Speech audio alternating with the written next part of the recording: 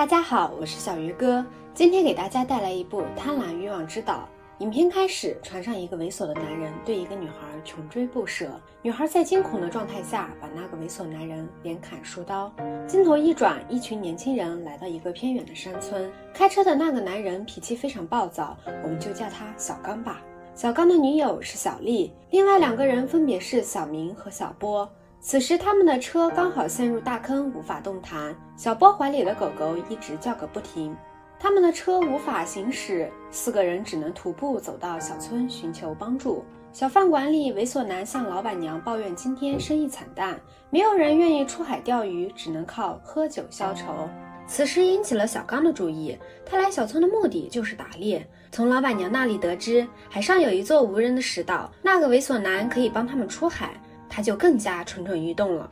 小刚催促其他三人快点出发，就在小丽即将离开时，老板娘拉住了小丽，让她劝小刚不要去那座石岛。曾经有很多军人在那座岛上训练时都疯掉了，他们村里的人都不敢去那座岛上。小丽没有理会，几个人上了猥琐男的渔船，同时上了渔船的还有王大爷、张大爷、小红和她的男友。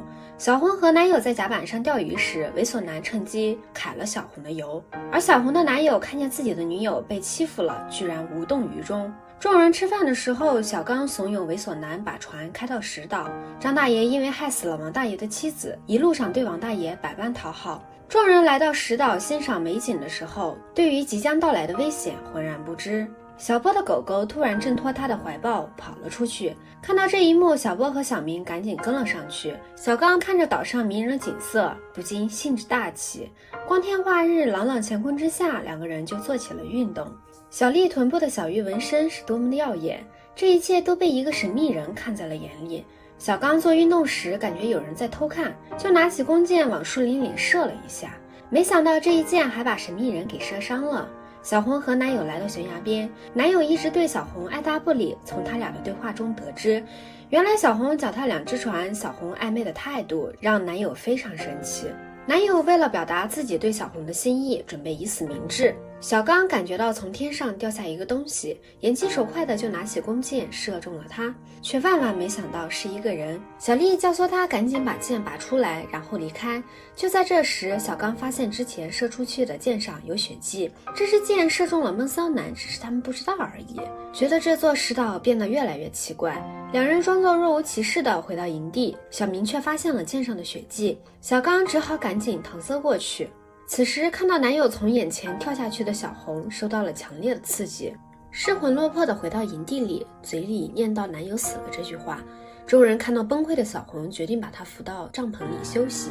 小刚假装要出去找杀人凶手，而张大爷提出要在帐篷里照顾小红，于是小刚就带着小明和小波出去找人了。几个人来到一块禁地，在里面发现了疯人士兵，还发现了被他杀害的小狗。小明把士兵制服并当作凶手带回了营地。小红看到士兵之后非常惊恐，然后昏了过去。众人更加相信这个士兵就是杀害小红男朋友的凶手了。士兵向醒来的小红求救，小红因为士兵在悬崖上救了自己一命，就把他给放了。小刚看到这一幕非常生气，就带着小明和小波再一次出去寻找疯人士兵。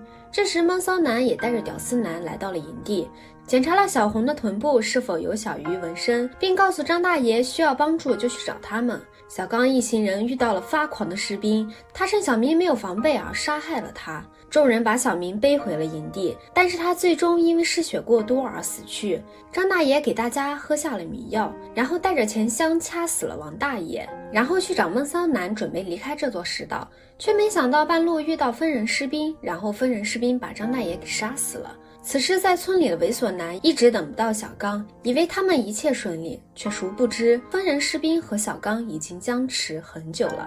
闷骚男带着屌丝男来到营地，伺机蹂躏了小丽和小波。小刚摆脱士兵回到营地，看到小波和小丽正在被欺负，想要射杀闷骚男和屌丝男，却被他们用鱼钩给勾住了，只能眼睁睁地看着自己的女人被别人欺负。闷骚男让小丽和小波打架，谁赢了就带他出岛。此时疯人士兵再一次出现了，在和士兵的打斗过程中，屌丝男被士兵杀死了，闷骚男把士兵杀死了，而小波趁闷骚男不注意的时候偷袭了他，但是却没能将他一击致命，自己还受了伤。此时小刚被鱼钩已经折磨致死，崩溃的小丽拿起武器狂刺闷骚男。小波和小丽一起对付闷骚男，最后3个人同归于尽，只有小红一个人活了下来，被猥琐男给救了。没想到猥琐男色性不改，然后就出现了电影的第一幕。猥琐男一直追着小红，最后被小红杀死。看了这部影片，小鱼哥只想说，每个人都有欲望，有的是为了生存，有的是为了名利。在那个不用遵守社会规则的荒岛之上，人性被兽欲所掩盖，欲望是一个漩涡。